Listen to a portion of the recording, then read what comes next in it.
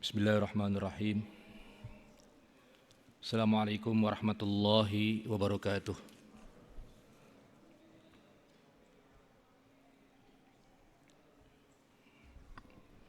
Alhamdulillah.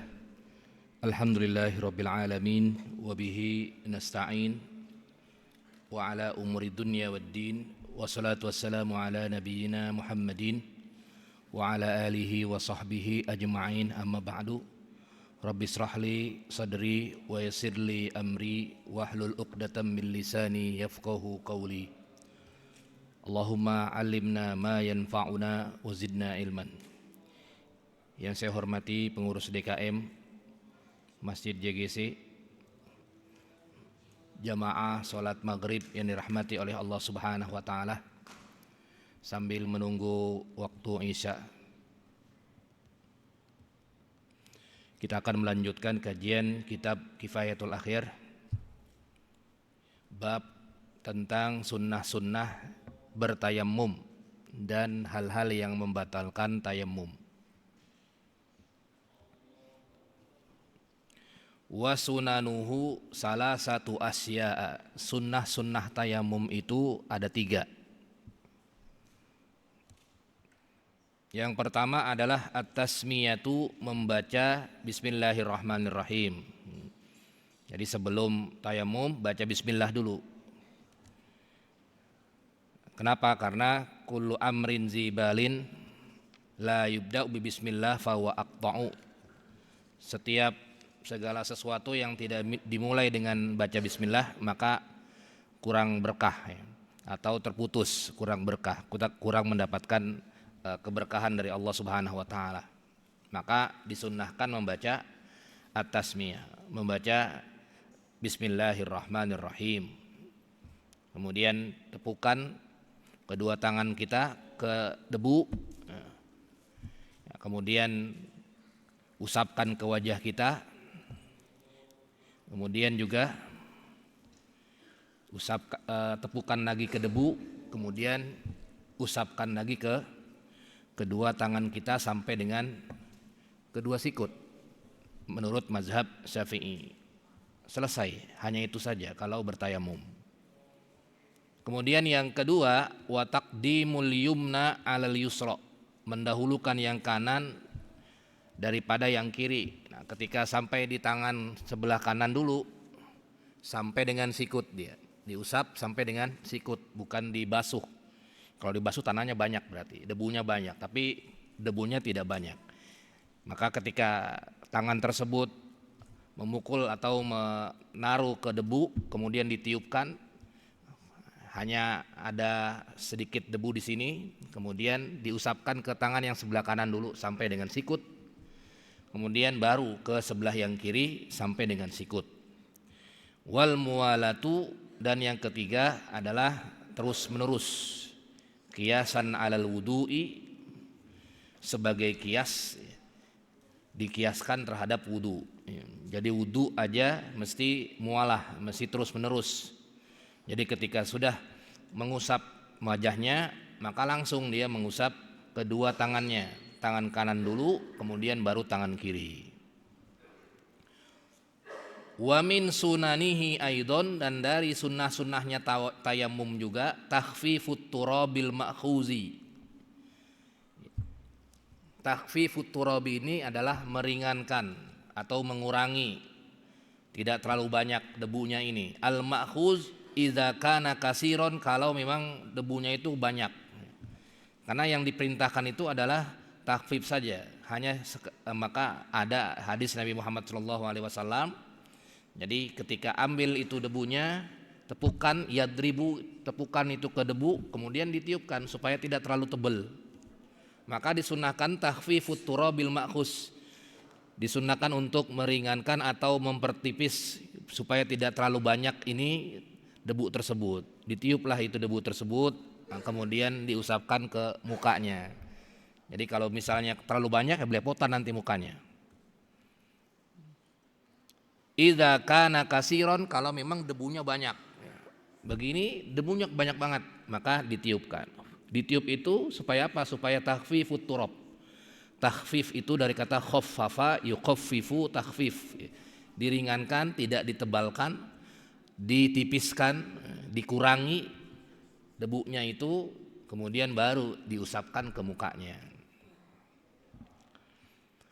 Wa ayyanzi'a khatimahu, kemudian mencabut, kalau punya cincin dicabut dulu, dilepas dulu, cincinnya dilepas dulu. Fid darbatil ula, di pukulan yang pertama, ditepukan yang pertama. Nah, debunya di cincinnya diinikan dulu, ditaruh dulu. Wa ayyastaqbilal qiblati wa ayyastaqbilal qiblata kal wudu'i, kemudian menghadap ke arah kiblat seperti wudu, itu juga salah satu disunnahkannya tayamum. Kalau punya cincin dilepas dulu cincinnya, kemudian menghadap ke arah kiblat. Kemudian wa ayyasbika baina asabi'ihi baina ba'da darbataini. Sama seperti wudu ya, supaya rata debunya ya, karena itu juga salah satu bagian dari bagian dari isolul ma atau isolut turab. Kalau dalam bahasa rukun di sini adalah isolut turab, meratakan debu tersebut ke baik itu ke mukanya maupun ke dua tangannya sampai dengan sikut.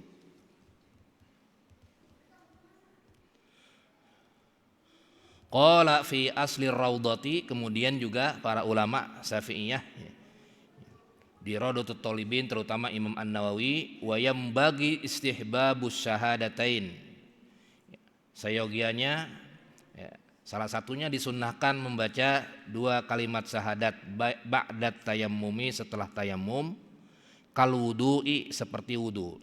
Setelah itu kan ada bacanya itu, asyhadu alla ilaha illallah wa asyhadu anna muhammadar rasulullah, Allahumma ij'alni minat tawwabina waj'alni minal mutatahhirin. Nah, itu ada doanya. Nah, itu juga sama, tayamum juga disunnahkan juga menurut mazhab Syafi'i, juga disunnahkan membaca doa tersebut, sama seperti wudu, membaca syahadatain, kemudian doa setelah bersuci itu, baik itu wudu maupun tayamum. Nah, ini salah satu sunnah-sunnahnya ya. Salah satu sunnahnya. Jadi ada berapa itu tadi? Membaca bismillah, kemudian mendahulukan yang kanan, kemudian yang kiri, kemudian berturut-turut, kemudian debunya jangan terlalu tebal, ditiup terlebih dahulu supaya tidak terlalu tebal debunya. Kemudian kalau punya cincin dilepas dulu, kemudian menghadap ke arah kiblat, diratakan itu debunya, baik itu wajah maupun kedua tangannya sampai dengan sikut rata. Kemudian setelah bertayamum membaca doa. Jamaah salat maghrib yang dirahmati oleh Allah Subhanahu wa taala. Lanjut, faslun wallazi yubtilut tayammuma, hal-hal yang membatalkan tayamum. Salah satu asya'a, ada tiga. Yang pertama, ma yubtilul wudu'a, yang membatalkan wudu, yang membatalkan tayamum. Keluar angin, ya berarti tayamumnya batal juga. Sama seperti wudu, keluar angin batal juga. Tidur dalam keadaan tidur tenang, bukan dalam keadaan tidur duduk, ya batal juga. Pokoknya yang membatalkan wudu sama, itu juga membatalkan tayamum. Wa ru'yatul ma'i fi ghairi sholati, melihat air, ada air. Ketika bertayamum, sudah selesai tayamum, tiba-tiba airnya ada, udah tayamumnya batal, mesti pakai air. Baru bertayamum, tiba-tiba airnya ada, maka mesti pakai air. Bahkan ada sebuah hadis Nabi Muhammad SAW yang cukup populer ini. Ada dua orang sahabat Nabi Muhammad SAW ketika dalam perjalanan, tiba waktu zuhur, namanya di padang pasir, jarang air begitu. Kemudian masuk waktu zuhur, bertayamum dia, kemudian sholat zuhur. kedua sahabat tersebut.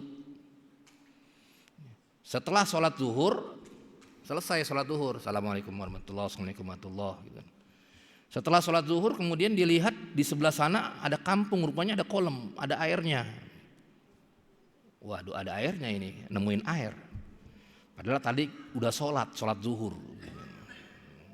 Maka sahabat satu tidak sholat ulang, saya sudah sholat zuhur.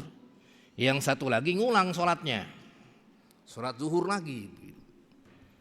Jadi dua sahabat itu, yang satu dia sholat zuhur ulang, ya karena udah ketemu air. Yang satu lagi tidak sholat zuhur, ya karena saya sudah sholat zuhur walaupun bertayamum. Nah kemudian setelah kejadian tersebut dilaporkan kepada Rasulullah SAW. Ya, apa kata Rasulullah SAW? Yang zuhur ulang maka dia mendapatkan apa? Pahala dua. Ya. Mendapatkan pahala dua kali dia. Yang pertama dia sholat zuhur yang wajib itu, kemudian yang kedua adalah sholatnya dianggap sunnah, dapat pahala dia. Kemudian yang sholat zuhur hanya sekali saja, dia sudah melaksanakan kewajiban sebagai seorang muslim, yaitu sholat zuhur. Nah ini makanya ada kalimat wa ru'yatul ma fi ghairis sholati, melihat air tapi dia belum sholat. Melihat air tapi dia belum sholat. Kalau sudah sholat ya sudah tadi, ya. Ada hadis tadi. Gitu kan. Ya, kalau belum sholat dia baru pengen sholat zuhur, tiba-tiba sudah ada airnya, ya sudah batal udah sholat tayamumnya, berarti harus wudu dengan air. Bagaimana kalau dia di tengah-tengah sholat? Nah ini memang terjadi perbedaan pendapat para ulama, ya, di kalangan Syafi'iyah, di kalangan mazhab yang lain. Ya. Kalau di kalangan Syafi'iyah dia mesti kalau sudah masuk sholat dia tetap teruskin sholatnya, sah sholatnya. Karena ini kalimatnya wa ru'yatul ma'i fi ghairis sholati. Kalau misalnya dia melihat airnya tapi belum sholat, maka dia batal tayamumnya. Jadi ganti dengan wudu. Begitu. Walaupun bisa juga dipraktekkan tadi yang hadis Nabi Muhammad SAW. Wariddatu dan juga murtad. Nah ini juga salah satu hal yang membatalkan tayammum, jamaah sekalian yang dirahmati oleh Allah Subhanahu wa taala. Kemudian di sini ada penjelasannya secara panjang lebar di kitab ini, Kifayatul Akhyar. Kifayatul Akhyar karangan siapa ini? Siapa yang tahu? Kifayatul Akhyar ini karangan ulama Syafi'iyah yang bernama Taqiyuddin bin Abi Bakar Al-Hisni Ad-Dimsyaqi, orang Damaskus. Idza shahhat tayammum, apabila sudah sah tayammumnya, bisurutihi dengan syarat-syaratnya, dia sudah tayammumnya sudah dengan syarat-syaratnya. Summa ahdasa, kemudian berhadas dia. Apa itu berhadas? Ya seperti wudu, membatalkan wudu. Hadasnya apa? Misalnya keluar angin, BAB, ya itu kan hadas juga itu. Batola tayammumuhu, batal tayammumnya berarti. Maka yang membatalkan wudu juga membatalkan tayammum. Li'annahu toharatun tubihus sholah. Ya karena bagaimanapun juga itu adalah toharoh juga yang membolehkan sholat. Ya, kalau dia batal tayammumnya, ya udah berarti batal juga. Batola tayammumuhu, batal juga tayammumnya. Kok batal? Ya karena dia berhadas.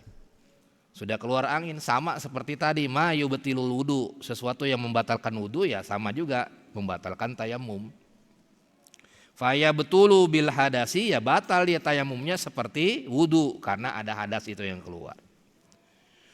Wala farqa fi hadza bainat tayammumi inda adamil ma, dan tidak ada perbedaan masalah ini ketika dia bertayammum indat adamil ma'i, baik itu ketika tidak ada air, au ma'a wujudihi, atau ada air, katayammumil maridi, seperti tayammumnya orang sakit. Ya kalau orang sakit kan enggak butuh Orang sakit kalau misalnya ada air pun kalau dia nggak bisa menggunakan air, ya tayamum dia kan gitu. Tayamum beda dengan orang yang tidak sakit. Kalau yang tidak sakit ya dia harus pakai air. Tapi kalau orang sakit maka dia kalau orang sakit kalau dia uzur memakai air ya nggak bisa kena air. Misalnya kalau kena air sakitnya semakin parah, maka dia bisa sementara sampai lukanya sembuh, sampai sakitnya sembuh bertayamum sementara. Falau tayammama li faqdil ma'i, kalau misalnya seseorang dia bertayamum karena tidak ada air, summa ra'al ma, kemudian dia melihat air qabla dukhuli fis sholati, sebelum dia masuk waktu sholat, maksudnya sebelum masuk sholat, sebelum dia sholat, batola tayammumuhu, maka batal tayamumnya.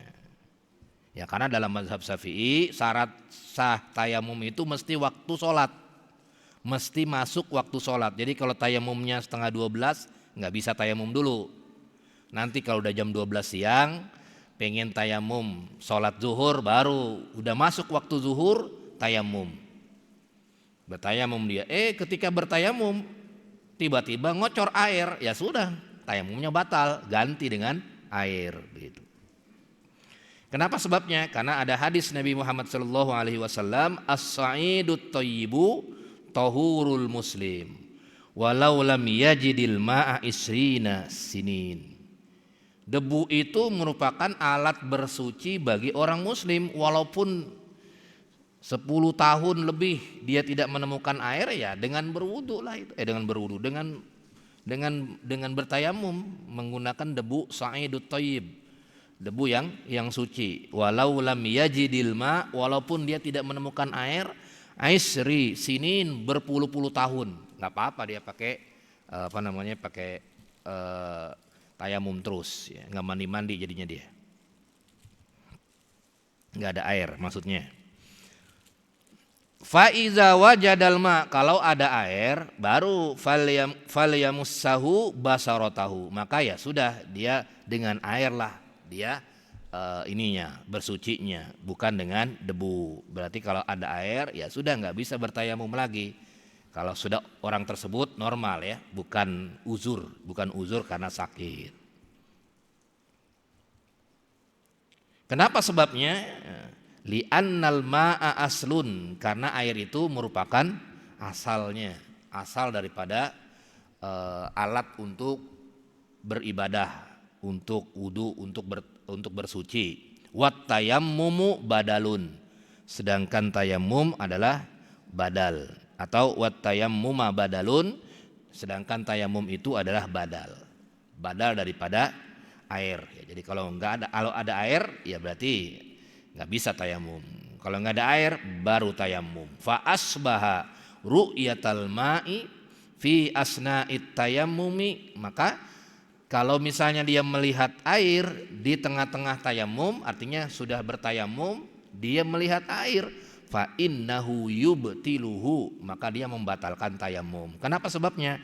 Karena tayamum hanya sekedar badal saja. Qala Ibnu Rif'ah, ya, Imam Ibnu Rif'ah berkata, bil ijma', sudah menjadi kesepakatan para ulama begitu. Kalau sudah melihat air posisinya bertayamum, ya udah batal tayamumnya secara otomatis. Jamaah sekalian yang dirahmati oleh Allah Subhanahu wa taala, wa'lam anna tawahhuma wujudil ma'i karu'yatihi. Sesungguhnya ketika seseorang itu menyangka ada air, itu seperti melihatnya. Contoh misalnya ketika ia bertayamum udah masuk zuhur, wah nih saya nggak ada air nih di masjid ini, akhirnya bertayamum. Kemudian dia menyangka bahwasanya ada air nih. Ada orang yang bawa bawa dirigen 10 yang biasa jual dirigen itu, keliling di depan masjid ada itu, lewat. Dia menyangka seperti itu, iya itu ada itu. Udah kalau begitu sudah batal dia. Kama iza ra'a saroban fazonnahu ma'an. Ya mesti orang tersebut yang bertayamum mesti datengin itu dirigen orang yang menjual air itu. Bener nggak nih? Oh udah habis pak, baru berarti dia nggak batal tayamumnya. Tapi kalau misalnya dia sedatang ada air di situ, dirigen itu, kemudian harganya murah lagi dan ia bawa duit untuk bayar itu, ya sudah berarti batal tayamumnya. Sudah saya beli satu dirigen buat wudu begitu. Kama iza ra'a saroban fazonnahu ma'an. Sebagaimana juga ketika orang tersebut bertayamum, kemudian dia melihat ada seperti sumber air gitu. Seperti sumber air, atau dia dengar misalnya sebelah tetangga itu ada air gitu. Ya, misalnya dia ketika bertayamum kemudian dia dengar oh iya ada di samping ada air tuh. Nah, udah berarti dia mesti datang ke air tersebut, memastikan dulu. Kalau emang itu benar baru dia nggak batal itu tayamumnya. Tapi kalau misalnya dia ada itu benar ada airnya, ya berarti dia tayamumnya dengan air tersebut begitu. Au atbaqat biqurbihi ghamamatun, atau misalnya bahkan ulama-ulama Syafi'iyah di sini luar biasa ini ya, melihat ada mendung. Kayak di sini misalnya nggak ada airnya tidak keluar, nggak ngocor. Atau kalau di padang pasir dulu di zaman Rasulullah SAW padang pasir gitu, nggak ada air, udah pakai tayamum dulu. Pengen sholat zuhur, tiba-tiba di sebelah belakang dia, lah ini kok gelap sebelah sono, seakan-akan pengen turun hujan. Nah itu udah dia mesti datang ke arah itu dulu sebentar, selama ada waktu, memastikan itu apa ada hujan atau tidak. Ketika dia datang ada hujan turun, berarti batal dia. Kemudian dia berwudu dengan air hujan tersebut. Tapi kalau misalnya dia sudah memastikan nggak ada ini, kalaupun ada langit hitam itu, kemudian dia sangat jauh sekali dan kemungkinan nggak bisa mencapainya, ya sudah dia tetap sholat zuhur dengan tayamumnya dia. Au tola alaihi jama'atun yajuzu ayyakuna ma'ahum ma'un, atau misalnya dia lagi bertayamum pengen sholat zuhur, tiba-tiba ada tadi kafilah dagang yang dia bawa air juga, bawa dirigen air, ya udah dia harus menanyakan dulu, boleh nggak saya minta air buat air wudhu tersebut, sampai sebegitunya. Kenapa? Sebabnya karena tayamum adalah badalun, sebagai pengganti saja daripada air.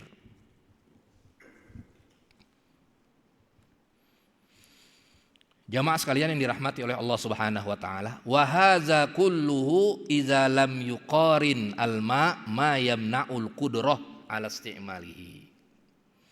Dan itu semua tadi yang disebutkan saya tadi ya, kalau misalnya ini ada air atau tidak ya, itu dilaksanakannya kalau dia mampu nggak kira mendapatkannya itu.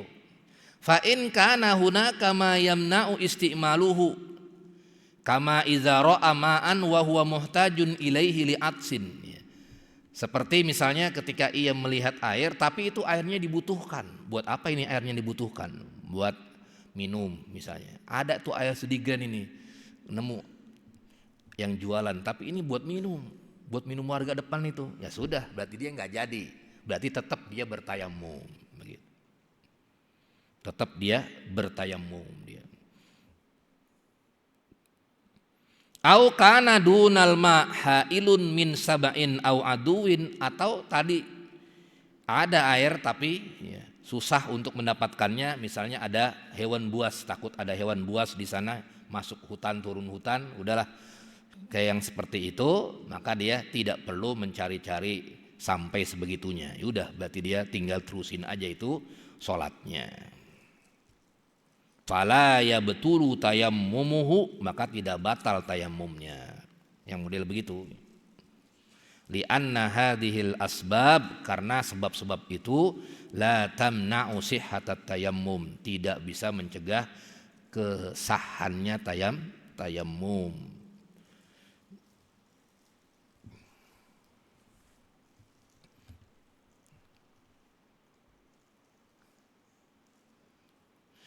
Jamaah sekalian yang dirahmati oleh Allah Subhanahu wa taala. Nah, ini menarik juga nih, saya ralat ini. Amma iza ra'al ma, adapun apabila ia melihat air fi asna'is sholati, di tengah-tengah salat. Kalau dia melihat air di tengah-tengah salat atau meyakini ada air sedang salat di tengah-tengah salat. Allahu Akbar. Dia sholatnya dengan tayamum, rokaat pertama, rokaat kedua, tiba-tiba dengar suara deres air ngocor. Nazoro, lihat dulu, lihat. In kanatis sholatu tughnihi anil qodoi, kalau itu sholat itu tidak mungkin bisa dikodok, diiadah, ka sholatil musafiri, seperti sholat musafir yang ada qosor itu ya, yang jamak qosor itu. Fazahirul mazhab, maka menurut mazhab Syafi'i yang paling rajih, annahu la tabtulu sholatuhu, tidak batal sholatnya, wala tayammum, dan tidak tayammum. Terusin sholatnya dia, terusin sholatnya.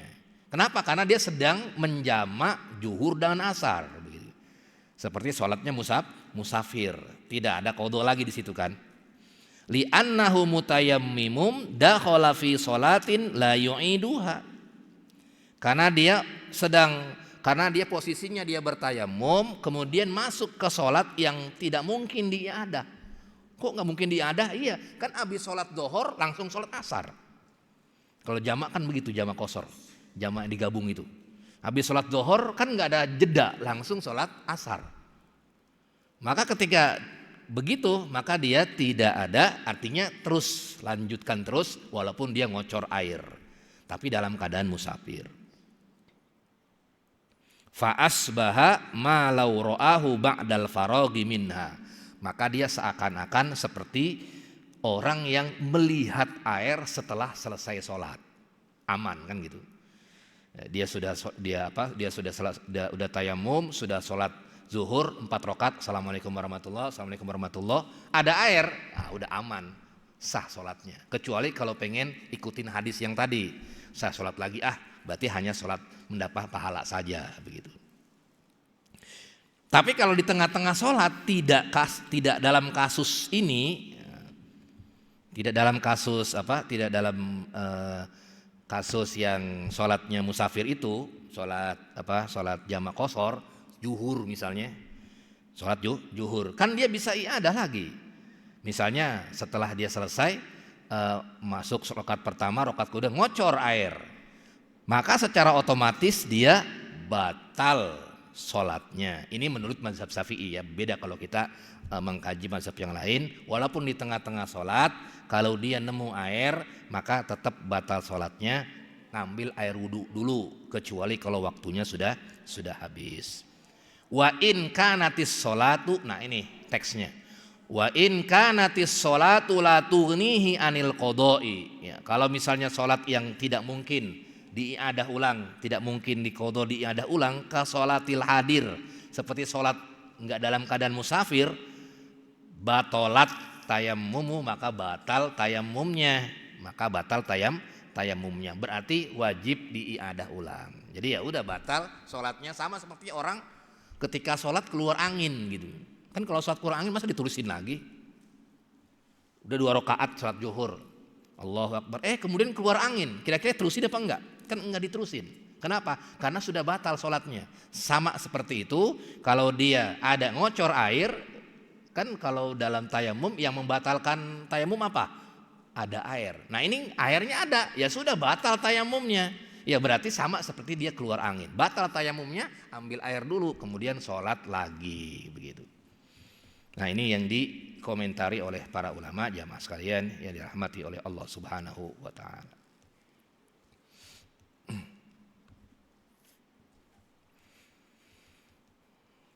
Wa'lam, dan selanjutnya, ini yang ketiga tadi, yang membatalkan tayamum adalah ar-riddah, murtad, ya, murtad. Yakni anna riddah tabtulut tayamum. Riddah itu, murtad itu juga membatalkan tayamum. Wa hadza huwa sahihu, dan ini pendapat qaul ulama Syafi'iyah yang sahih, yang masyhur di kalangan Syafi'iyah. Sampai di sini ada diskusi sebelum kita lanjut ke orang yang memakai perban atau memakai perban, gimana kondisinya.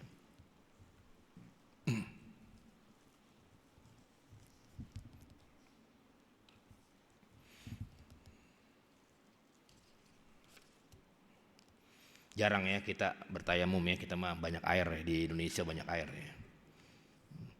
Musim kemarau aja banyak juga air ya, banyak juga, lumayan banyak air, artinya jarang tayamum. Kemarin juga waktu bulan-bulan 3 bulan yang lalu kemarau ya, tapi tetap aja ada air juga gitu. Tapi mesti walaupun begitu ya mesti kita tahu fikihnya, fikih tayamumnya ya.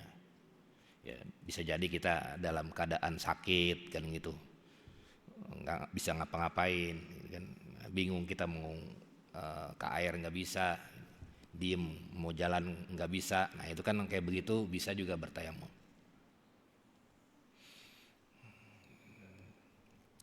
Ya.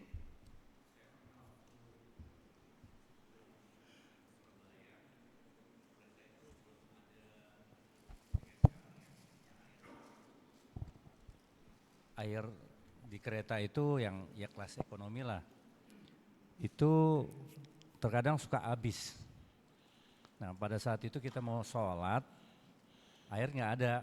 Yang ada itu cuma ya minum, air minum yang kita udah siapin gitu ya. Itu gimana Ustadz? Kita apa tetap ambil wudhu dengan pakai air minum yang kita bawa?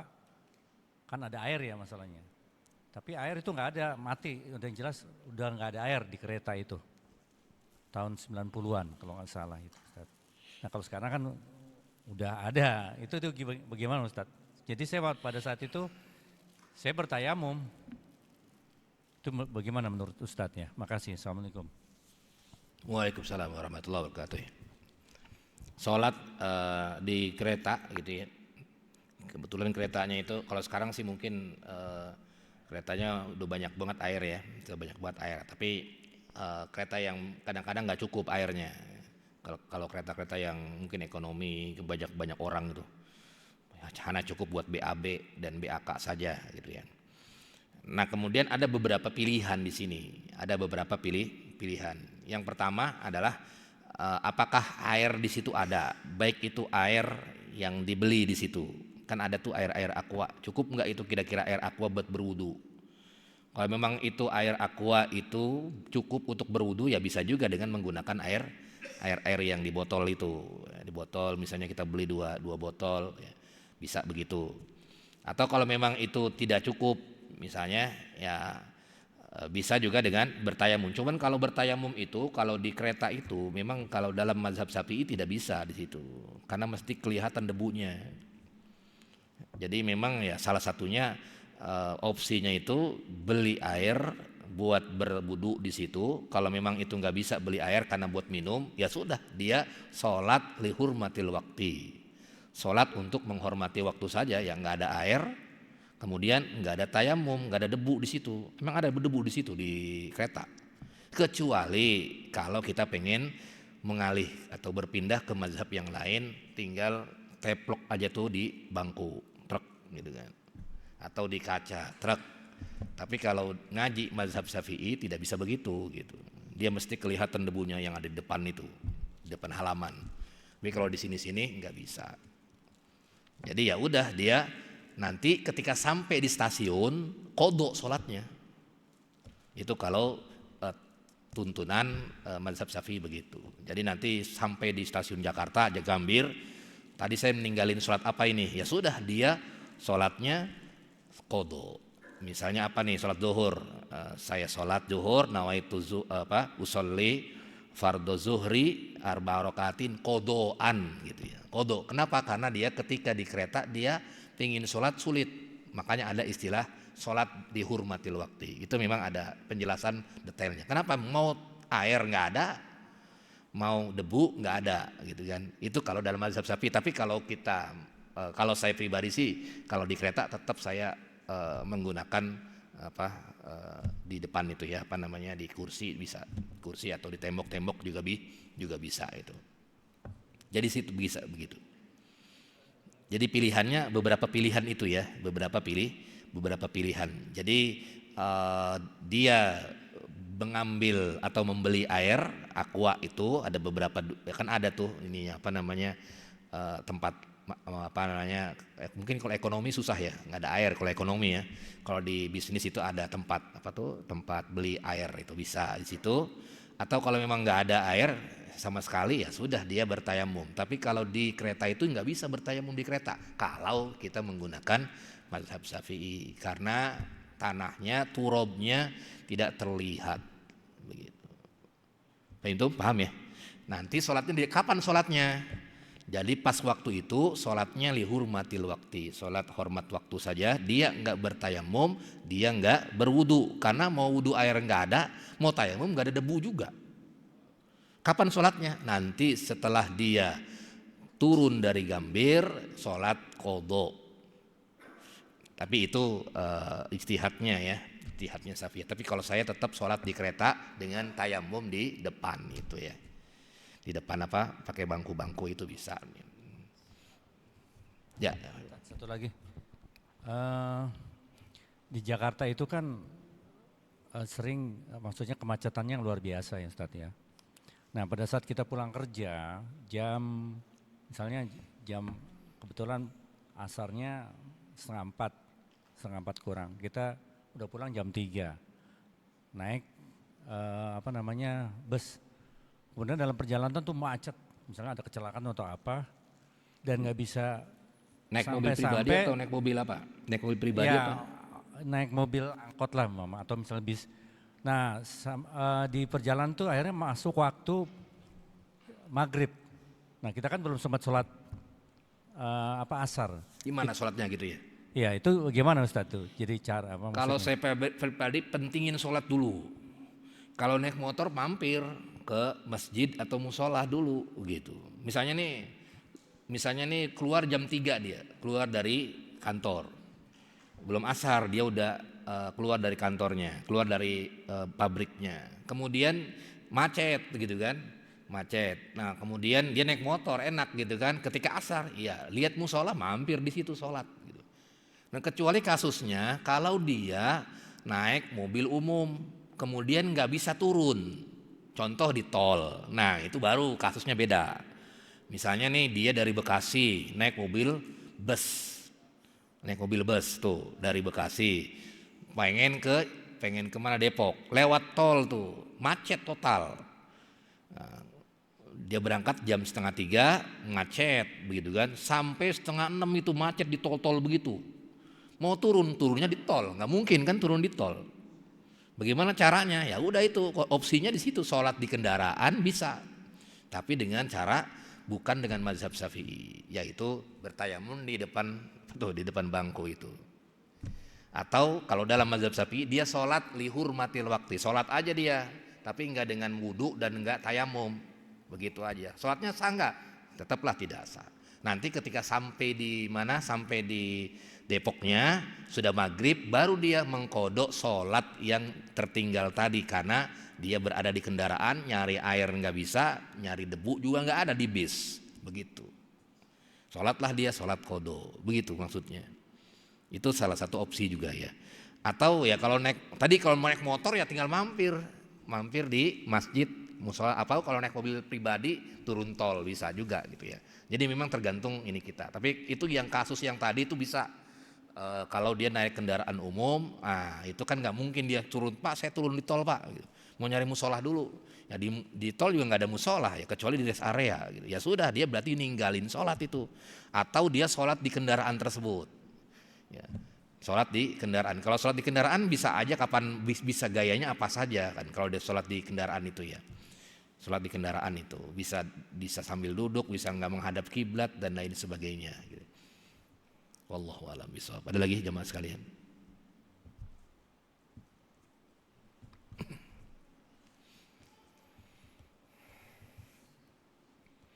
Wasahibul jabairi. Nah, kalau yang memakai perban luka nih. Seperti likasrin au inkhila'in, karena patah atau karena karena luka berat, misalnya di tangannya luka, diperbanlah itu ininya tangannya itu. Maka yang dilakukan itu bisa saja dia yamsahu alaiha, dia tidak menggusel. Kan kalau ada air kan harusnya normalnya kan membasuh, airnya banyak di tangannya, ya kan. Sama muka juga ada airnya di mukanya, namanya membasuh. Tapi kalau ini ada perban dan dilihat, ya, dilihat dulu wasahibu zalik qad yahtaju ila wad'il jabiro. Kalau misalnya ini di perbannya ini, kalau misalnya di banjur air itu bisa menambah lukanya, memperparah, maka tidak perlu di al-ghusl, tidak perlu dibasuh, tapi cukup yamsahu alaiha, cukup diusap saja airnya di perban tersebut, begitu ya, diusap airnya. Kalau memang perban tersebut boleh diusap dengan air saja. Lalu kalau misalnya sama sekali tidak bisa diusap dengan air, dengan apa? Ya tayamum dia, dengan debu, begitu. Bertayamum dengan debu kalau memang itu sama sekali tidak bisa terkena air, tidak bisa terkena kan ada juga yang nggak bisa. Ini kalau kena air sedikit aja itu bisa, ya, misalnya di luka bakar gitu. Bisa ini nih, bisa lama nih, bisa komplikasi gitu. Ya sudah, dia akhirnya bertayamum. Tapi kalau misalnya lukanya biasa saja, cuma luka sengklek-sengklek saja, luka-luka ringan, ya walaupun diperban ya nggak dibasuh, tapi diusap saja dengan apa? Dengan kain basah di sini, dengan kain basah misalnya, atau dengan ya tangan yang mablulah ya, dengan basah juga bisa begitu. Nah, maka di sini ininya apa namanya penjelasannya, wasahibu zalika qad yahtaju ila wad'il jabirah. Ya, kadang-kadang yang memakai perban itu wa qad la yahtaju, ya, kadang-kadang dia bisa melepas perbannya, kadang-kadang dia tidak melepas perbannya. Fa in ihtaja ila wad'iha, kalau dia bisa melepas perbannya, ya, bisa melepas perbannya dan tidak takut apa namanya terkena penyakit, sakitnya itu tidak parah begitu.